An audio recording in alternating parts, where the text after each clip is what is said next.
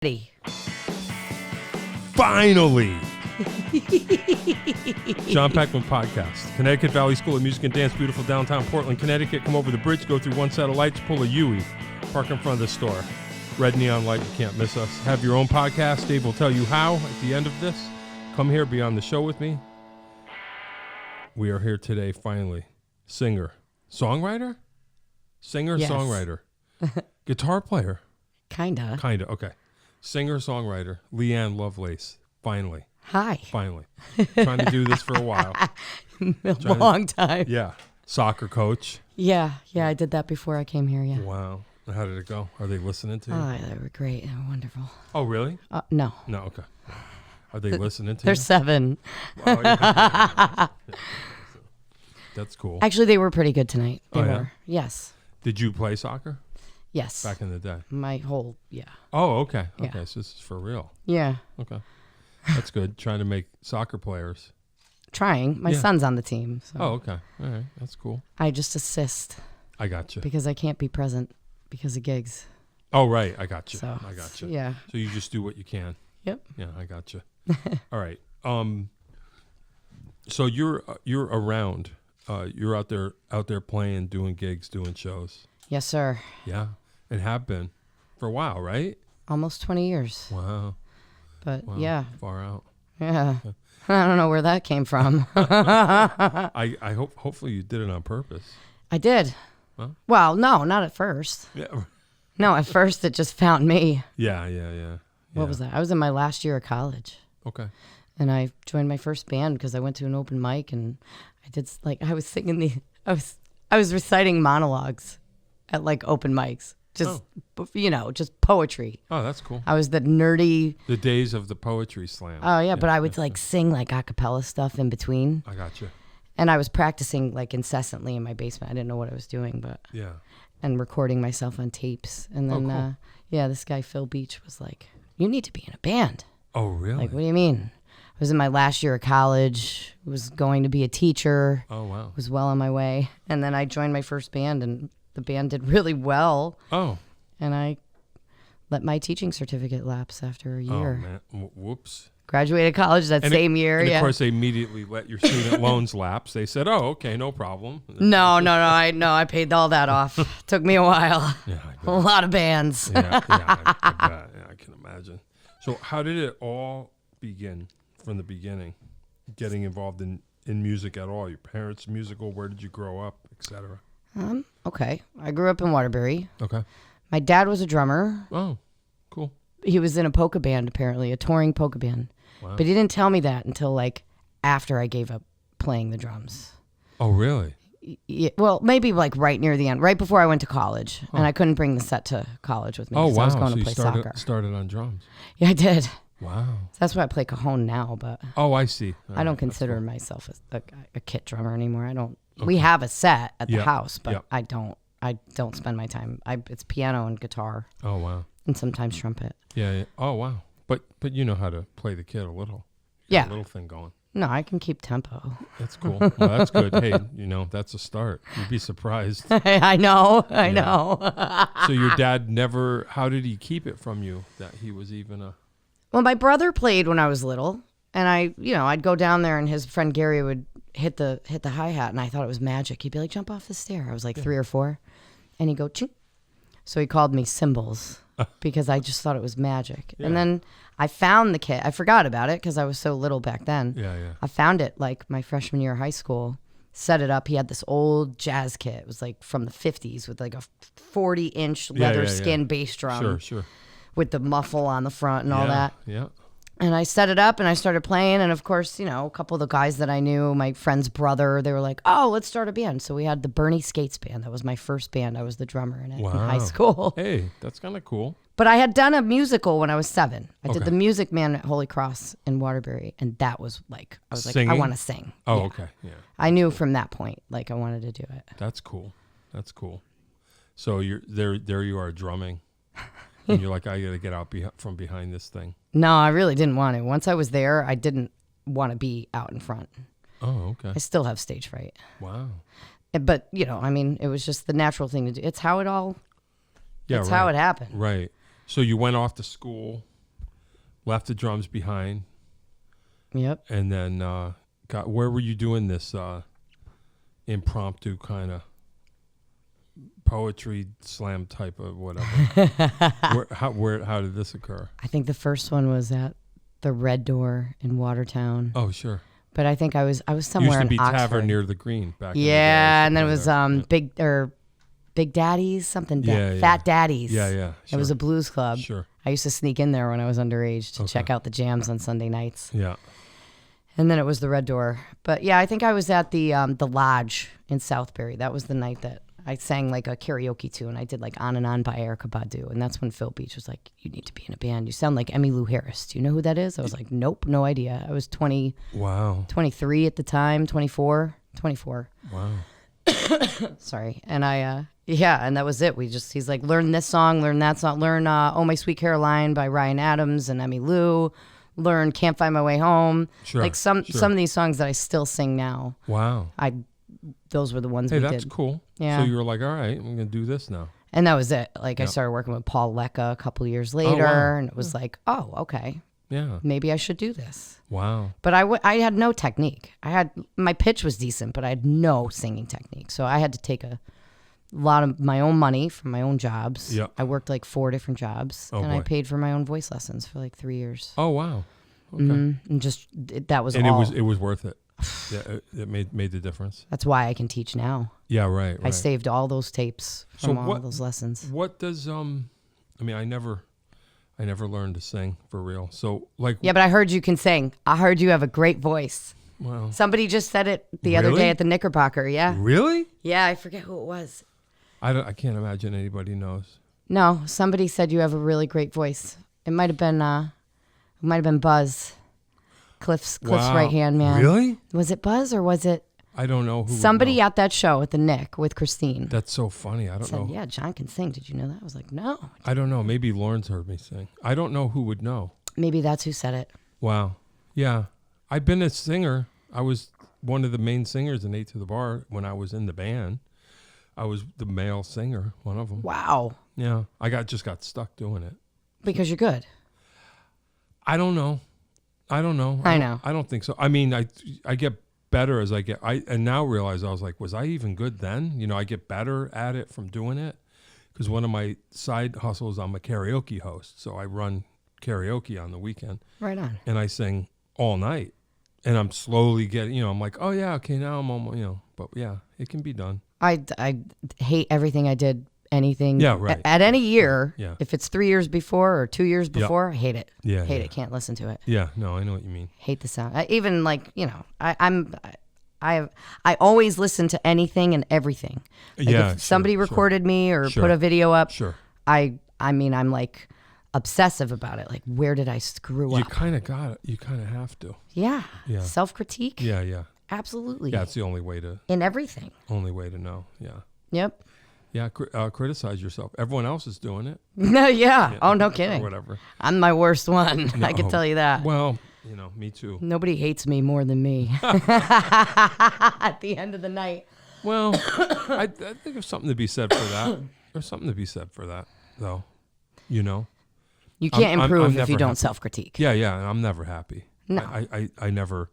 I mean, I have moments where I go, hey, I'm doing my thing. But I don't think I've ever done a gig where I've been like, okay, that's it. I'm done. I did everything perfect. I'm just always like, oh, no. Yeah, well, how do you get better if you don't right. pick out and correct what you messed up? Sure. Well.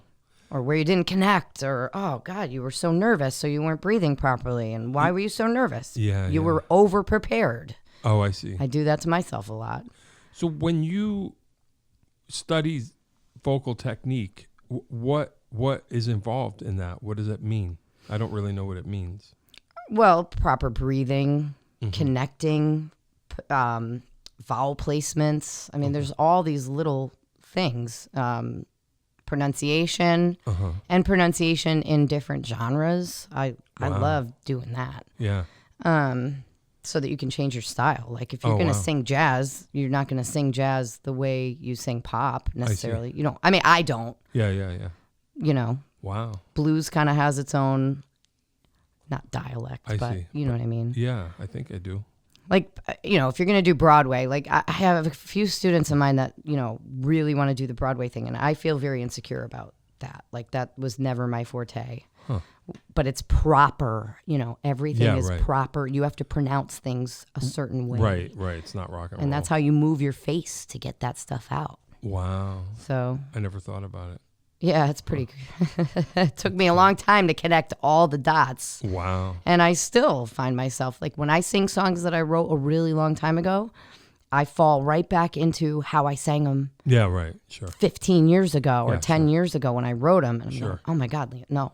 Yeah, you know what to do. Yeah. Wow. Yeah. Muscle memory is a mind trick. Yeah. I know what you mean. Wow, that's wild. I never thought about it. Yeah. So then, but you were singing in bands the whole time you were taking lessons, though. Yep. Okay. Yeah, at one point I was in like 6 bands. Wow. And that's all I was doing to help pay my way. Yep. I had everything color-coded for rehearsals, and oh, wow. I had no idea. It was like, you know, you move to a foreign country and you have to learn how to speak you learn how to speak the language quicker. Yeah. That's kind of how it was for me. I didn't know how to ask for more in a monitor. Yeah. You know what I mean? Like I was so scared all the time. Wow. And then it was, you know, okay, then I asked for more, and then I get that mansplaining, like, well, how much more do you? Well, yeah, I just want to be able to hear myself. Yeah. You know? Yeah. And now, you know, but you learn that stuff. I learned it all as I went. Nobody coached me through any of that stuff. Wow. So I really did learn on stages and bars. Yeah. Wow. That's all right. That was fun. Yeah. No, I know. I hear you. Yeah. I guess you could do that. You could do that then. A lot of cool bands along the way, though. Yeah. A lot of cool bands. A lot of great musicians that helped me and taught me a lot. Shout out some of them. Oh, shoot. Yeah. I think FBI, the Funk Brokers, Chris Meralda and Jim Heatman. Okay. They were in Bob Saraki and, oh my God. Yeah, I don't know. Dennis O'Neill. That was like one of my first bands. Rubber City Blues Band. Okay. They just did like a couple of their last shows. I mean, I joined both of those bands right after my father passed in January of 2008. And I joined both of those bands right after that. So that was 2008. But I had been in Velaray. That was the original band. And we were writing, recording. I don't want to talk too much about that one. Oh, boy. Okay. That was a painful one. Yeah.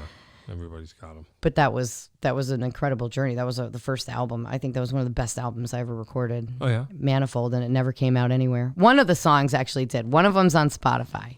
Oh, wow. It's called Neon. It made it into a movie. Oh, okay. Can you listen to that and go, oh, okay? I didn't write that one. Phil Beach wrote that one. No, I mean you're singing. Like, are you like, no? Yeah, no. I hear this little girl with this little. Yeah. I can't. How far are you from being the singer that you think you can be? Or you don't think of it like that? I think that I'm. You know, like if you've come a long way. A very, very long way. How much further? Where do you? Are you halfway there? As far as I can keep going. I mean, like right now, I would really like to work on agility, like moving notes quicker. Oh, okay. Yeba. I listen to Yeba like for the last year and a half. I think I've just been obsessed with her. I don't know what that is. She's amazing. She's probably one of the most agile vocalists in the world right now. Okay. And she's finally starting to get some attention. But I practice to her stuff all the time. Oh, wow. Learning how to move notes better. Wow. You know Liz Dellinger? Oh, actually, I'm sorry. She doesn't call herself that anymore. Whoops. Mercedes Diamond. She was local, but she's in New Orleans. She's traveling right now. But I remember I went down and saw her in New Orleans a couple years ago, and she was like, I said, how do you have all the agility that you have? And she goes, just use your effing face. Just use more of your effing face. Use your face, yeah. I said, oh, okay. And yeah. So that's the goal. Like I want to be able to I want to be able to do more of the agility type stuff. That's what I'm working on now. That's cool. So serious. So you're taking it seriously. Oh, so I would just think like, you know, being ignorant, not being much of a singer. It's like, oh, you either have it or you don't. But I guess it's like anything, right?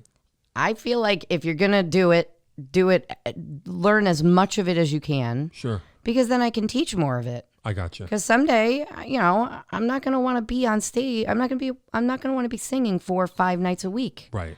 But I am going to want to teach because I've always wanted to be a teacher. Sure. So I want to be able to teach every style but Gotcha. be able to do it. Gotcha. Like, oh, do as I say, not as I, Right. Oh, I right. can't do that, but this is how you do it. Yeah. Listen to these people. Yeah. I want to be able to do all of it. Hey, that's cool. That's a goal. Are you currently teaching? I was up until June. I had like 20 students, but I got so busy over the summer. I've maybe one a week. Wow. Yeah. Okay. So what are you mostly doing now? Singing, shedding, gigging, and then I'm going to be going back in the studio in the winter. Yeah. Wow. No, it's just been, and being a mom. Yeah, yeah. Being, taking care of a house. Yeah, right. Coaching a soccer team. Yeah, all that. Coming on your podcast. Yeah, sure. What gigs you have coming up that you want to? Can I? Yeah. Really? Yeah. I'm really bad at this, but I'm trying to get better. That's the whole point, I mean, Sorry, we're here. Cough. It's okay. Yeah, all right. So this weekend, when does this come out? We might hit it before. Yeah? Yeah. Well, the 13th, I'm at the Break Wall in West Haven with Chris Vitorello. Okay. The 14th, I'm at the Glastonbury Apple Harvest from, it says 8:30. I'm just going to say 8 to 9. Yeah. With my full band, almost the full band. Yeah. Newport Seafood Fest on the 15th with Megan Chino and Chrissy Gardner. That's like 11 to 12:30. We're opening the day. Oh, wow. And then every Monday, I'm at Uptown Bar and Eatery in Ansonia. I've had that residency for over 10 years. Oh, wow. And it's awesome. Oh, that's cool. I've been bringing in different people because George Lassou was the one that, it's his residency, but he's been going to school. Oh, okay. So I'll be with Chris Vitorello the next few Mondays, and then it changes. Yeah. And then Coho's Music Hall on the 27th. Town Crier on the 28th. Those are with Back to the Garden, 1969. That's the Woodstock tribute band that I'm in. They keep me very, very busy in the summer. Yeah, right. I love that band. Yeah, that's we have cool. so much fun. All the theaters and stuff. Yeah, the outdoor gigs. Yeah. And then Edmond Town Hall November 4th with Back to the Garden. That's a new town. White Hills Distillery on the 5th of November with George. There's a lot of duo stuff in between all this big band stuff. Wow. I think. Oh, and then the other one that I would want to mention would be the Crosby, Stills, Nash and Young tribute. That's at the Colonial Theater in Pittsfield. That's an all-female. So 3 females up front. Me, Chrissy Gardner, and Beth Rose. Hey, that's cool. And we have our first real rehearsal tomorrow night. So that's all I've been listening to is Crosby, Stills, Nash and Young. Are you into that in the first place? It's literally been the goal, as to do those harmonies to right. really Sure. to nail all 4. Yeah.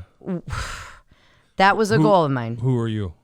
I'm different. We're different on different songs. Sure. Oh, hey, I know that one. I'll sing lead on that. Yeah. You know. So it's not So we're mostly. But if there's a low harmony that somebody else can't hit, I can hit the low one. Oh, really? So I just take the low. Yeah. Yeah. No, it's a challenge. Yeah, I bet. Every year when I do my New Year's Eve party at my studio, I pick a song that's going to be the theme of the year. Okay. It's almost like I'm projecting. Yeah. And it's crazy because this year I almost cut my hair was that song. I picked that as my theme. Sure. Because I almost cut my hair and I'm like, no, I'm not going to, because I have a whole personal thing about when I cut my hair and why and all that too. Okay. Mm-hmm. And we ended up, I got asked, David Crosby passed. Sure. And then this, and I got to sing with Pivar, Yep. Jeff Pivar this year. So it was I projected this Crosby, Stills, Nash and Young. And here you are. Yeah, it's cool, man. Yeah, that is cool. I'm nervous as hell about it, but. Well, sounds like that's just the way it is, though, with you. If you're not going to be not nervous. Never. So don't let that stop you. I'm a walking anxiety attack anyway. Are you really? Are you? Oh, yeah. Yep. Wow. You can't tell? I don't know you well enough to know I don't know what the baseline is. This is yeah, right. Yeah, I wouldn't know. Yeah. So what are you up to? Oh man, I don't know. Oh wow. Mostly teaching. It's I'm always like, Are you happy? Oh yeah. I love teaching. I mean, I need more is basically the thing. But I would do that all day, every day. I love the kids. It's fun. I have a good time. I never hate. It's always a challenge, but I don't care. Yeah. Teaching is cool. doing that, and I fell into the karaoke business like, I don't know, 10, 12 years ago, accidentally. After my last gig, I was just scrambling looking for something to do, and my friend was in the biz. He goes, we'll just take this gig. Oh my God. And it snowballed into like, I'm a semi big deal in my old hometown. Like, I'm the dude that's got the spot. And it's how many times a week? Every Friday, every Saturday, but I don't do all of them. I have somebody do. I just couldn't handle both nights, but I do sometimes. But I basically do every Saturday. Okay. And I mean, it was an emergency measure at the time, because I was coming off the road and I needed to find something to do, and it was easy, and close. It's close and easy, and it's a weird skill set. It's weird to run a PA, to run lights, to MC, and to run the whole room. Like, I basically got to slap everybody around. Yeah. It's a weird skill set that I happen to have, so I'm like, I'll just do this. And it's great. I wouldn't say I love the bar that I work at is hilarious. Like, it's almost always fun. Where is it? In Wallingford. I'm gonna send some students down your way. Oh, you have to. I'm gonna. Oh yeah, it's hilarious.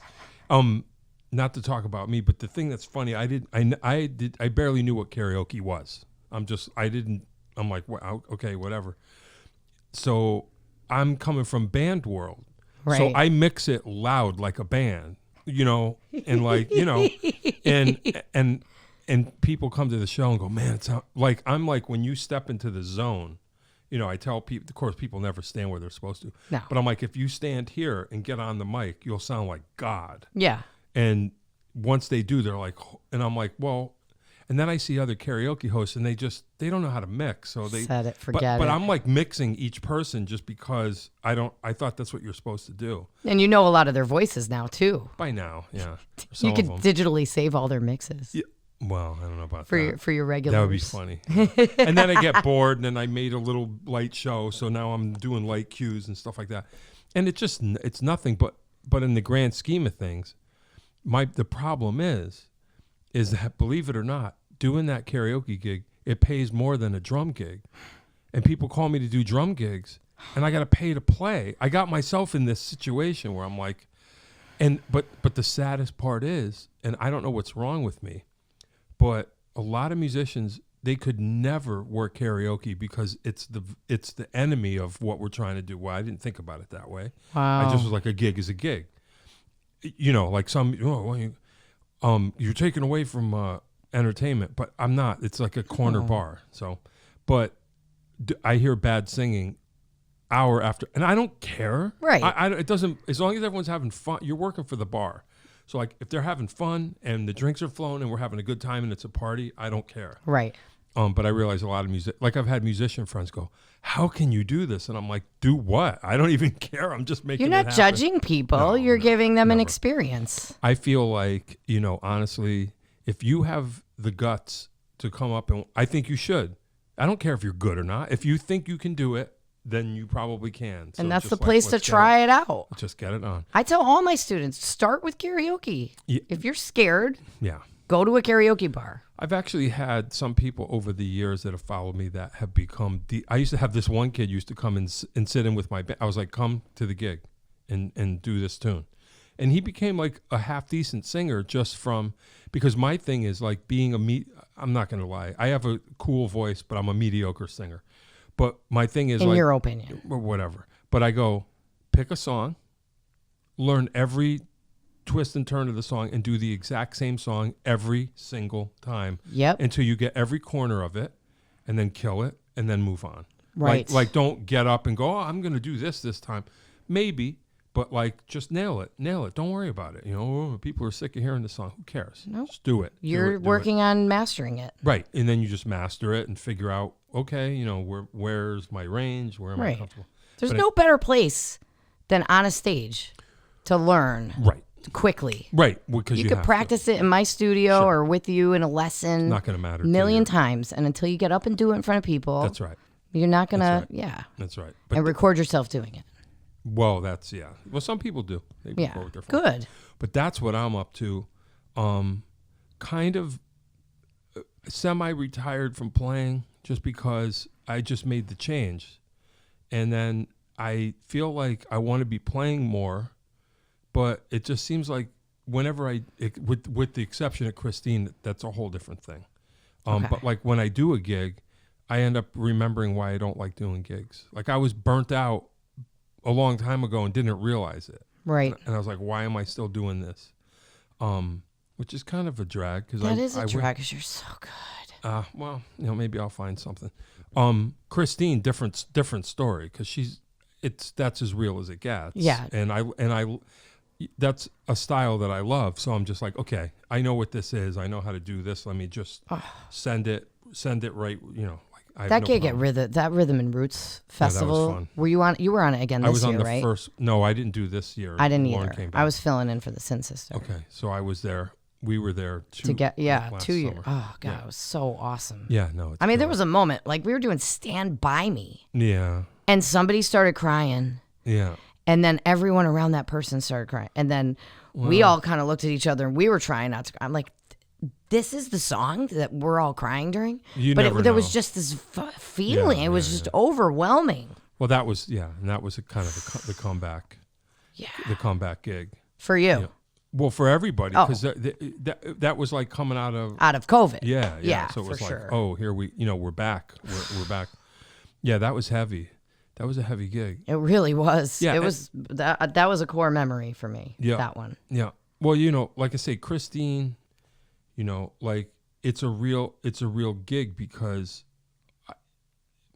sometimes like it's a fine line. It's kind of funny. It's like when you work with Christine, she's totally cool, but it's her gig. She's the band leader. She'll tell you what she expects, and you just get behind her and you do it. And that's cool because you're not. There's no questions. There's no question. I like that rather than we're in a band, but you're not going to do the song that I like. And then I'm like, are we in a band? Like, what is this? Right. But at least that's just like a gig. And then once you get in that, and then she's awesome, and you get in that zone, and once she knows it, like, okay, everybody's on the same page. You know what we're doing. Let's just go do it. Yep. So. God, I love her. So that is one of those, like, there's no disrespect to anybody else that I'm not thinking or not thinking of. But I was thinking to myself, like, gigs that are worth doing and gigs that aren't worth doing, that's the one. That's the one, like, okay, yes, this is real. This is a real gig. It's for real. She's awesome. Here we go. Yep. So those, I did a bunch of those, and, Lauren's back, so I'm kind of out again. But, whatever. I saw him play. I'll be around. I love Lauren. I mean, I'm a fan of Lauren, so it's not like, but, we'll see what happens. Yeah. But that's it. I wouldn't mind doing something. I get a little bit restless, but I just don't like let it go too long. No, I mean, I like to play. I mean, you play drums every day, like at home. Yeah. And I'm I don't know if you're like this, but like, I don't know, it's, when I stopped being a player as much and just kind of, became this other thing, I realized that in the first place, I'm just a music-holic. I'm a music lover. Ever since I was a little kid. Playing drums was an extension of that. That's how it started for me. Oh, really? Like you say that, like you're, making playlists, mixtapes. I was doing that when I was like 4. See? All right. So why don't you talk about it? No, I get that's what I totally wanted to talk about that with you today. Like, because that's your you were an obsessive listener before you ever became a player. Yeah. Yeah. Yep. Same. Yep. Yeah. I didn't even know what anything was. Yeah. No. And I still don't know, like you guys are like encyclopedias. Like, who was on what record and what year it came out. Guys? Like you and Christine. Oh, yeah. Well, yeah. Oh, it's a library. You guys are like libraries of who the players were and this year and on this. I never paid attention that way because I always listened more like emotionally, right? Like if I was going for a run, then I was listening to something. Yeah, sure. You know what I mean? And I always listened but I listened to everything. Yeah. And I listened to certain things obsessively, and I still do Such that. as? Most recently, I'm obsessed with Rayland Baxter. Never heard of it. And nobody has, really. He is amazing. Wow. Actually, Christine Holman commented on, I posted one. I never post anything about anybody like Sure. outside of our local whatever. And I posted a song of his and she goes, "Look, the tears are flowing," or something Oh, like yeah, that. yeah. Like, yeah, because this is a beautiful song. And I don't know how people don't know.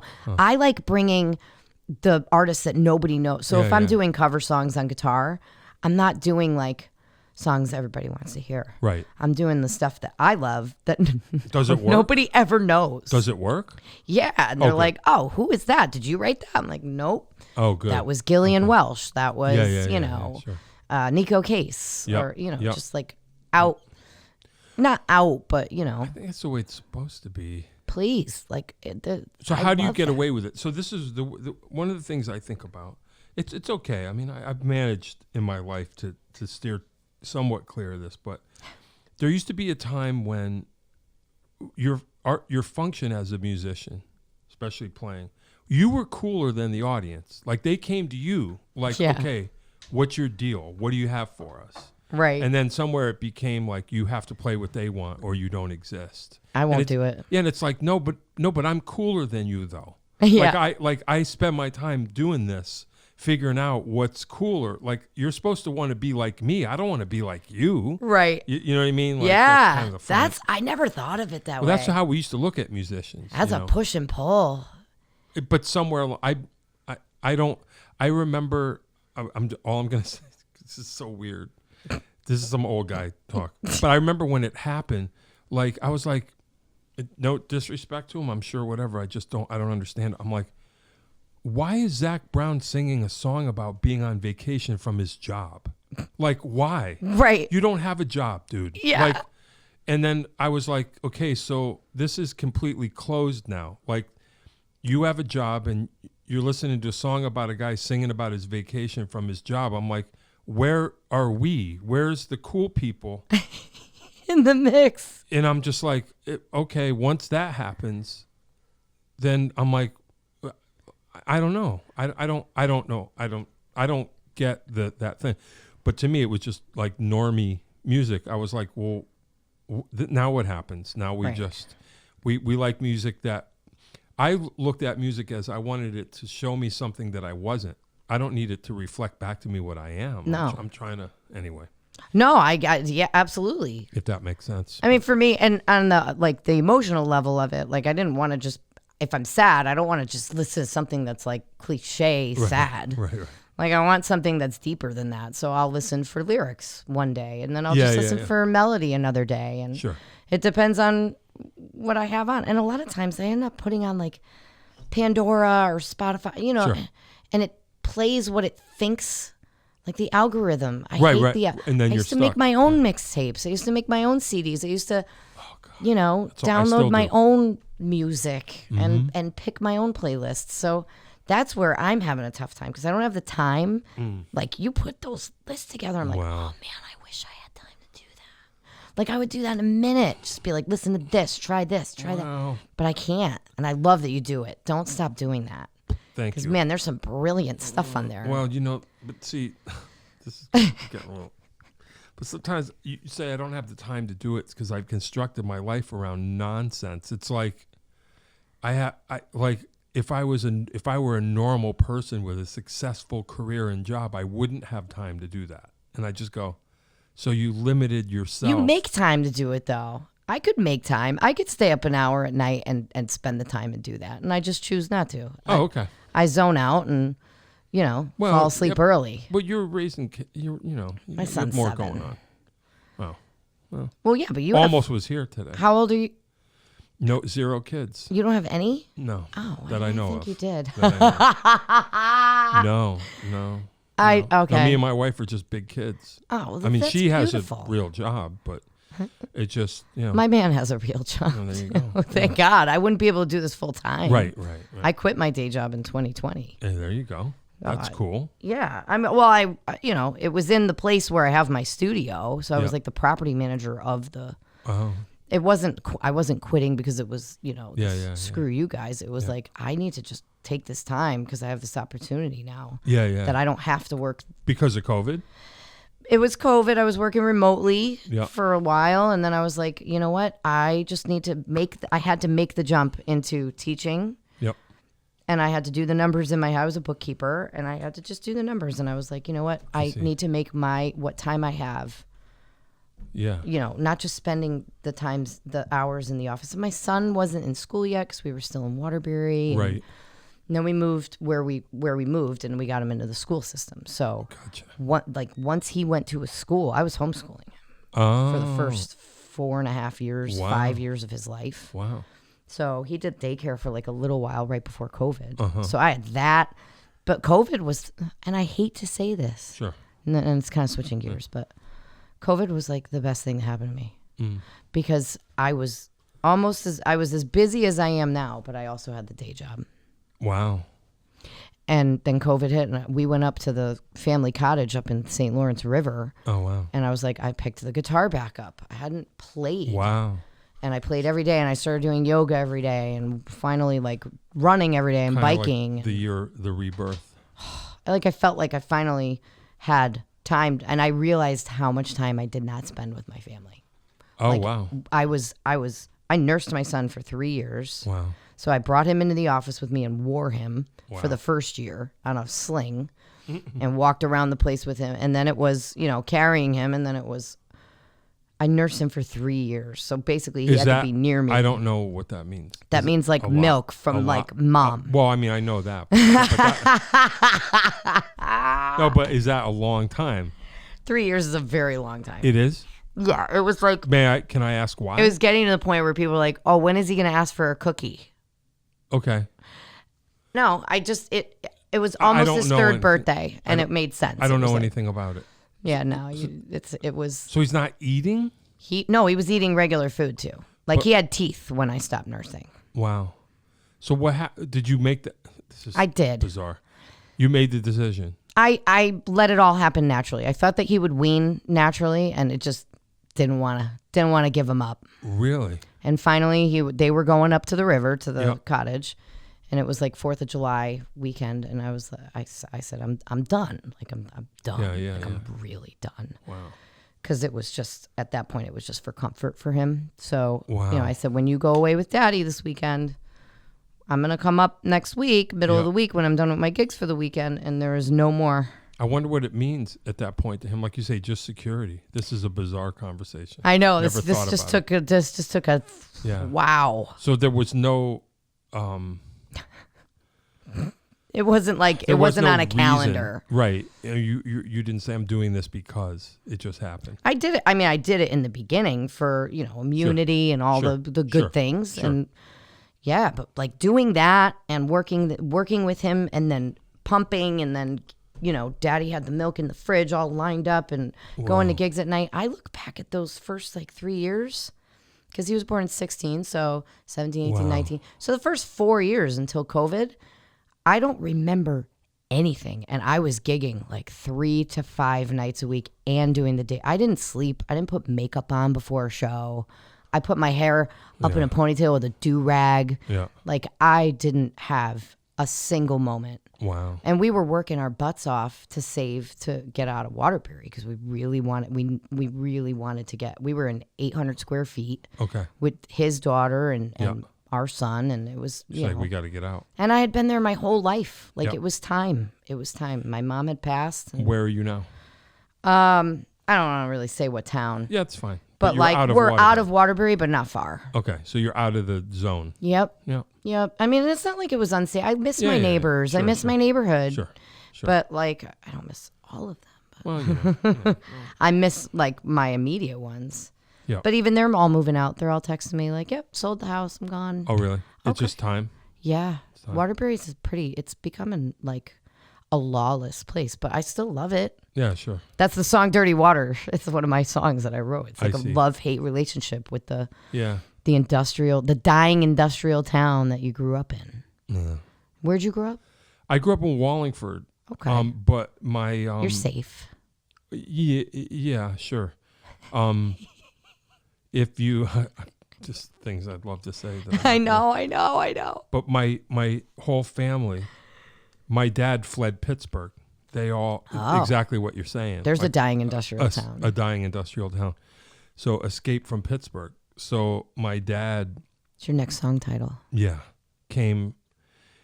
he got out of the Army, came here in like 63 or whatever to Wallingford because there was Pratt and Whitney. There was, defense contract business factory gigs you could get here. And so a bunch of guys from Pittsburgh, they heard about it, knew somebody, and like a dozen of them moved here. Wow. And I actually graduated high school with somebody our dads went to school together. So there's a little Pittsburgh contingent lurking in Wallingford-ish. That's wild. That nobody knows about. So anyway, I didn't experience that, but I know the feeling that he just got out. And then my mom grew up there too, but he went back on a visit and met my mom and never knew her back there. Oh, wow. And brought her here. Oh, my God. And then I was born. That's cool. From that. So I love your mom, by the way. Oh, my God, I love your mother. So, I love your mother. My entire lineage from generations off the various boats, the Italian, Eastern European, I'm the only New Englander. Even my sister's from Pittsburgh. I'm the only one from Connecticut in my entire. Oh, that's wild. So cool. So I didn't escape anywhere. No. Wallingford was the promised land. And you're still there? Nope. Ended up in Meriden and then escaped from Meriden. Okay. To Berlin. Okay. Which is cool because Berlin is like out of the biodome. Yes. But I can get in, like I can get to my mom's in 15 minutes. Mm-hmm. When I lived in Meriden, it took me longer. It's weird. Yeah, that's Meriden's like Woket. It's like not easy to get to from everywhere. It's weird, yeah. I hate driving to Woket from anywhere. Yeah. But Berlin, where I live, Route 9 is right down the street. I can get anywhere like that. Yeah. So anyway. The Turnpike. Yeah, the Pike. I remember doing a couple of gigs on the Turnpike. I got my purse stolen on Berlin Turnpike. I bet you did. I learned my lesson. I bring it up on stage every time now. Yeah. People are like, why do you put it behind the monitor? I'm like, so I could see it. So I can see it. Because if I can't see it, it's getting yanked. No, I hear you.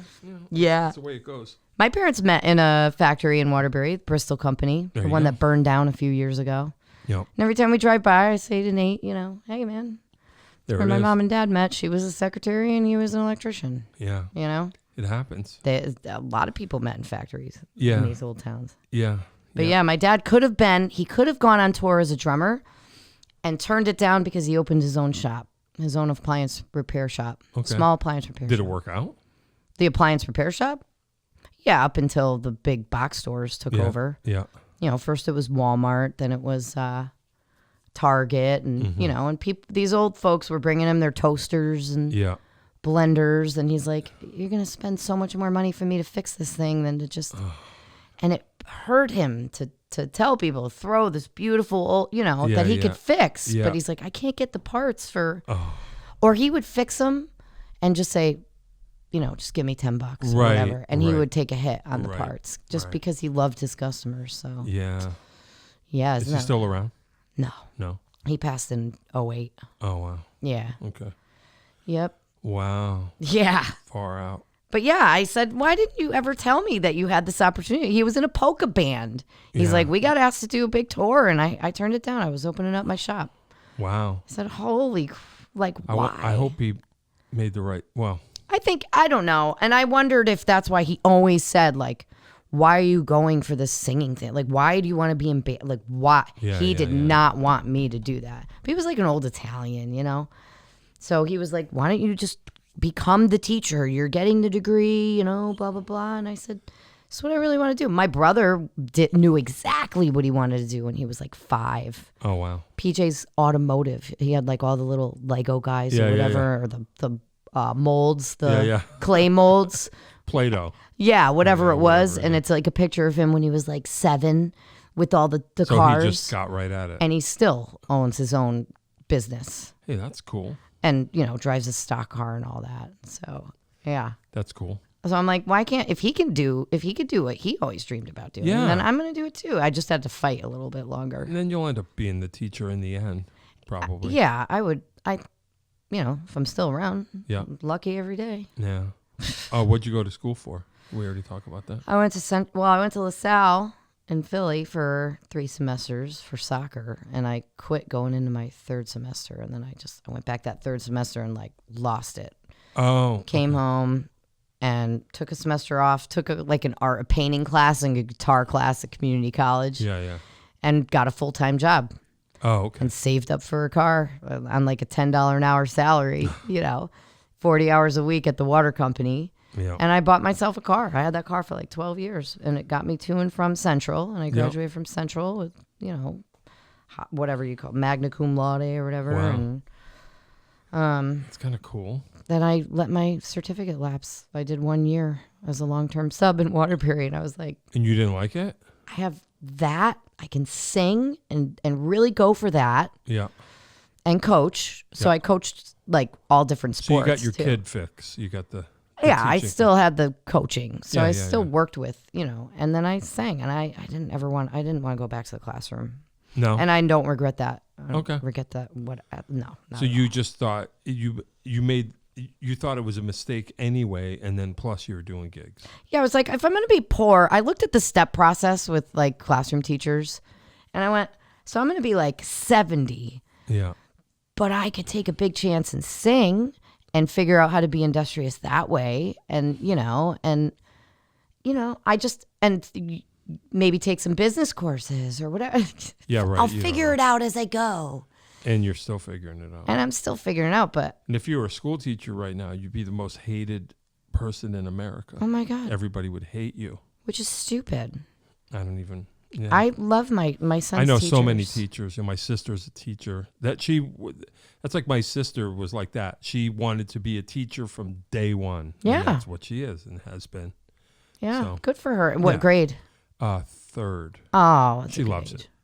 That's her thing. That's her awesome. thing. Yeah. Retiring next year. Wow. But yeah. But that's her thing.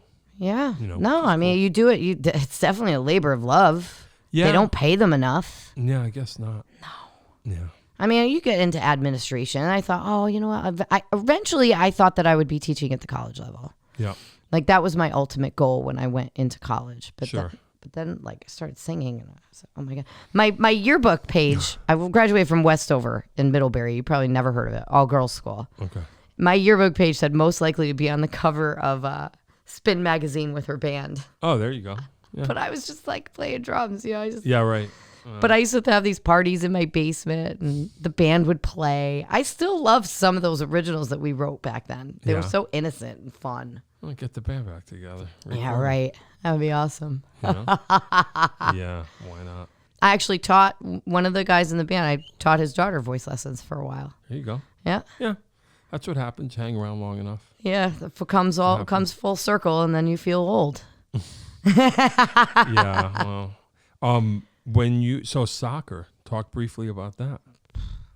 That was just something you were into always. Yeah, I played. I played for LaSalle. They were Division I. I played for them for a year, and I regretted it. I mean, no, I don't regret it. It was fun. It was just, I don't want to say anything horrible because my old coach might. I love my old coach. I still keep in touch with a lot of the teammates and stuff, but yeah, I played that 1 year. Either. I did well in my freshman year, but it's a long story. Like, I had a medical issue. I had a cyst, and like, I wasn't supposed to be playing, but I was training anyway. And Yeah. long story short, it wasn't for me. Like, I didn't want to be in Philly. I was in North Philly. And like, one morning I was walking to practice. This was like spring training or winter. We were inside in the gym. So I had to walk from South Campus to North Campus or whatever it was. Yeah. And I'm like walking past this, like the football field's up, on the side. And there's this little parking lot on the right and a little hill, maybe like, 7 feet high. And I hear pop, pop, pop. And I heard them every night. And we would take bets on how long it would take to hear the sirens. Oh, brother.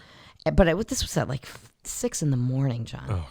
And I had my bag. It was just me. Yeah. I literally Like, threw myself on the ground with my bag. Yeah, I'm going to catch a slug. I'm like, I'm going to die. Yeah. I'm going to die. And it was just, I don't know.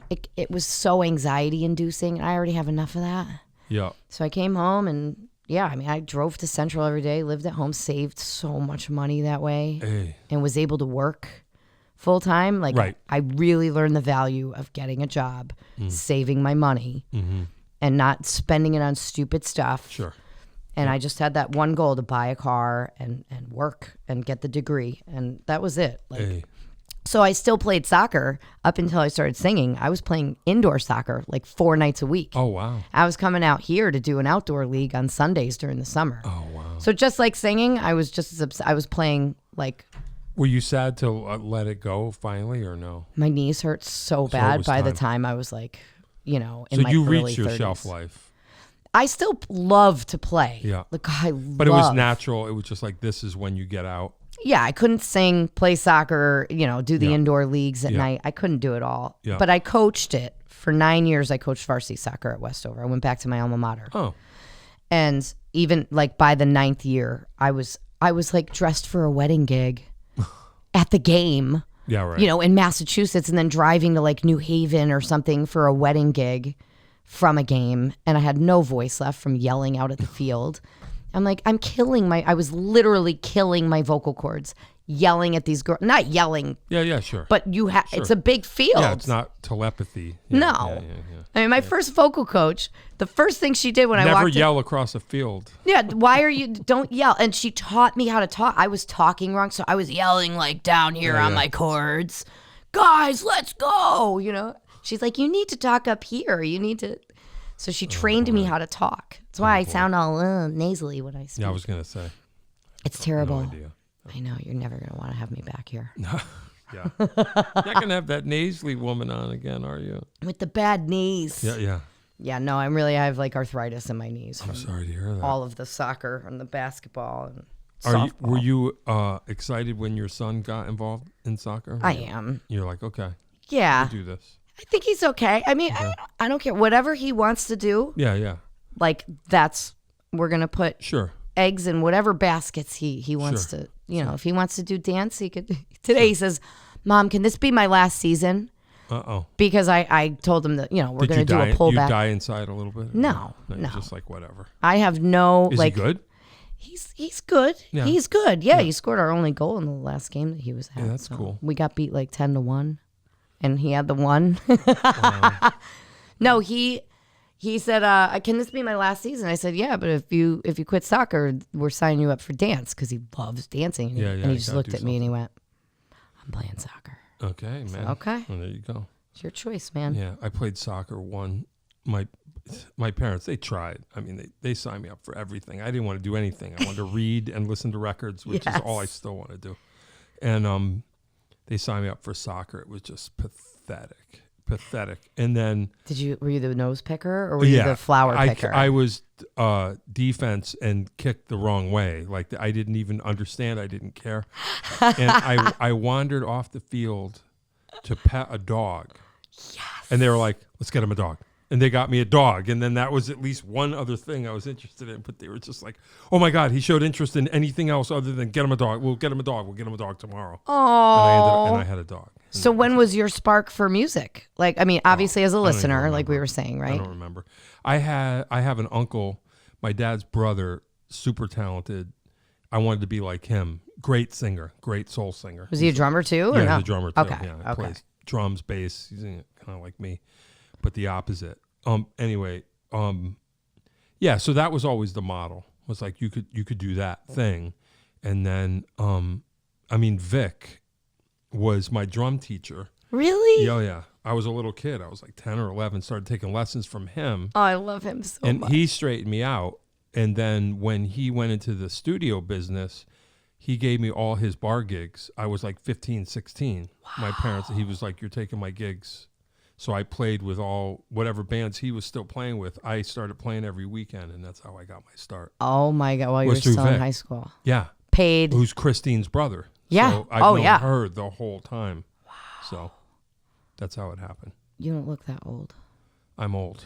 You're not. 56. You're not old. No, but that's how I am. I'm in bands with guys that are in their 70s. I just found out that Steve Geller is 72 because he posted it on a page with a picture of himself.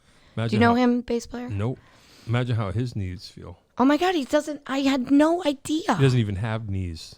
He's like in mint condition. Oh, really? Oh. Yeah. And so is Gary in Back to the Garden. I'll have what he's having, I guess. Right? Yeah. Rock and roll, I guess. Yeah.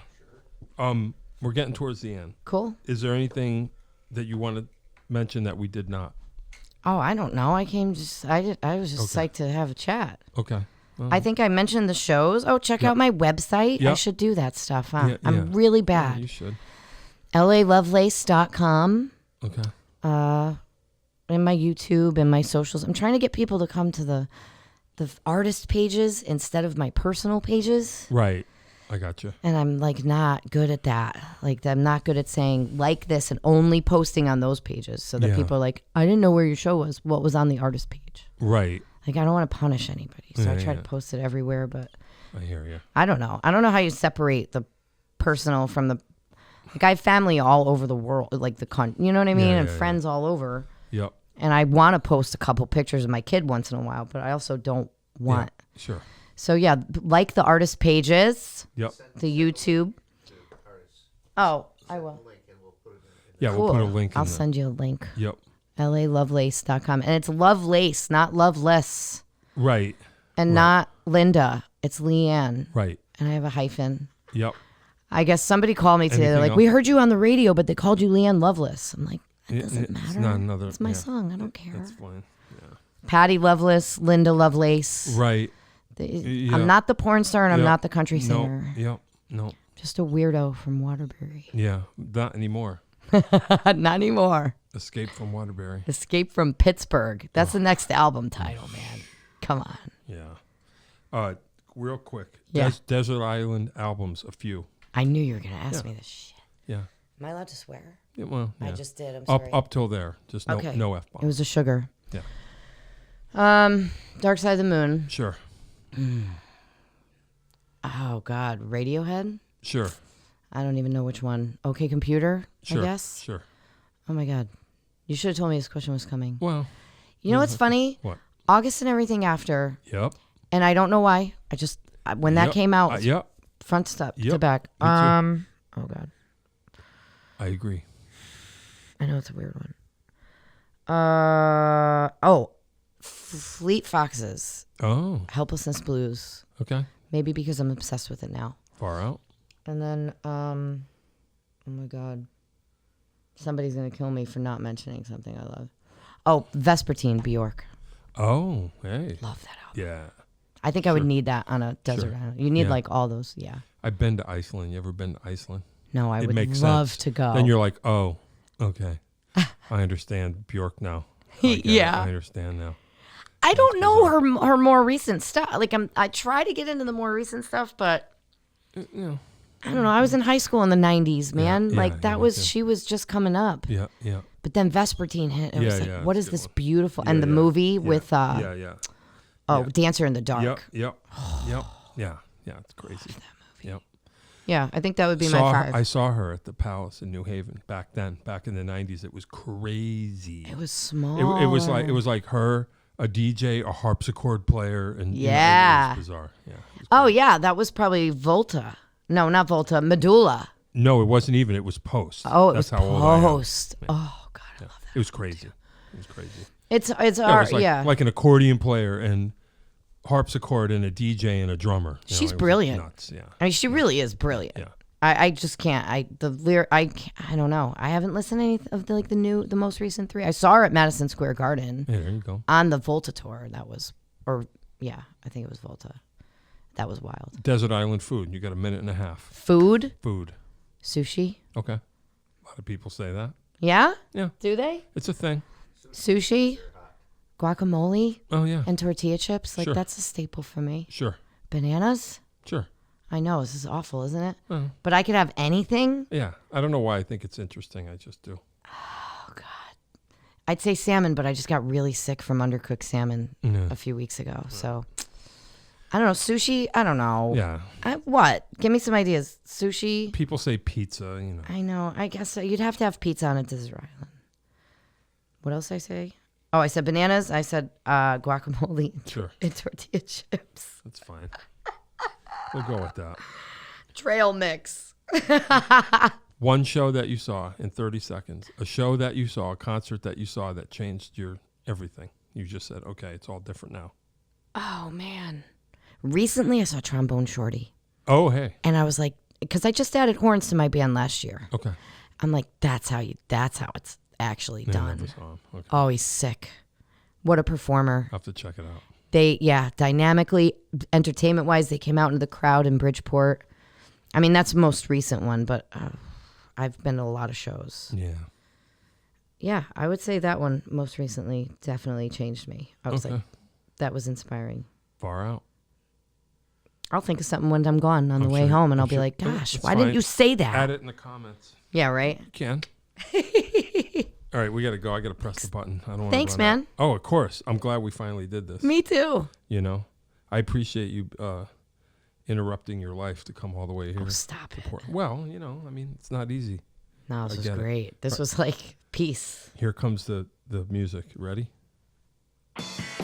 There it is. John Peckman Podcast, Connecticut Valley School of Music and Dance, beautiful downtown Portland. Come over the bridge, go through one set of lights, start looking left, pull a Yui, park in front of the store. Red neon light. Lee-Ann Lovelace was here. Finally, live and in person. Have your own podcast here. Dave will tell you how right now.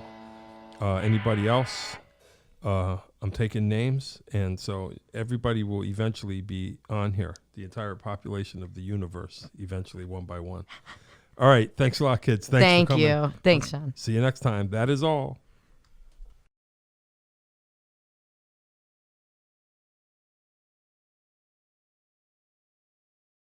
If you'd like to start your own podcast, give us a call at Connecticut Valley School of Music and Dance.